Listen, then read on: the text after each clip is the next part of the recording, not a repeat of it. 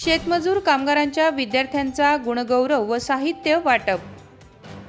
तालुक्यातील कानडी येथे 15 ऑगस्ट रोजी स्वातंत्र्य दिनी सार्थक व प्रेरणा बहुउद्देशीय संस्था आणि भीमशक्ती सामाजिक संघटनेच्या संयुक्त विद्यमाने शेतमजूर कामगार क्षेत्रातील 1ली ते 7वी पर्यंतच्या 209 विद्यार्थ्यांना युनिफॉर्म, स्वेटर, 10वी-12वीत प्रावीण्य मिळवलेल्या गुणवंत विद्यार्थ्यांचा प्रशस्तीपत्र व भारताचे संविधान देऊन कार्यक्रमाचे अध्यक्ष अकोला जिल्हा काँग्रेस अध्यक्ष अशोकराव अमानकर, प्रमुख अतिथी महाराष्ट्र प्रदेश काँग्रेसचे सचिव तथा भीमशक्ती पश्चिम विदर्भ प्रमुख दिलीप भोजराज, एसडीओ संदीप कुमार अपार, कार्यक्रमाचे आयोजक पद्माकर वासनिक, मोनिका लोखंडे, अरुणा लबडे, संतोष लबडे, डॉक्टर निकिता काळबांडे, डॉक्टर श्रीवास्तव यांनी गुणगौरव केला।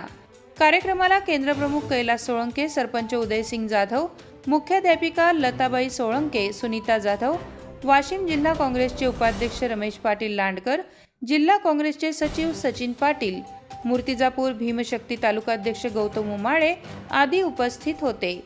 कार्यक्रमाचे संचालन मंगेश नाकट यांनी केले। कानडी येथील संतोष पवार यांची पोलीस उपनिरीक्षकपदी निवड झाल्याबद्दल मान्यवरांच्या हस्ते त्यांचा सत्कार करण्यात आला। धुमाकूळ महाराष्ट्र न्यूज टीव्ही चॅनलसाठी कारंजा लाड प्रतिनिधी आरिफभाई पोपटे, कारंजा। आपल्या परिसरातील ताज्या आणि महत्त्वाच्या बातम्या पाहण्यासाठी आजच आपल्या धुमाकूळ महाराष्ट्र न्यूजला YouTube वर सबस्क्राइब करा आणि बेल आयकॉन प्रेस करा।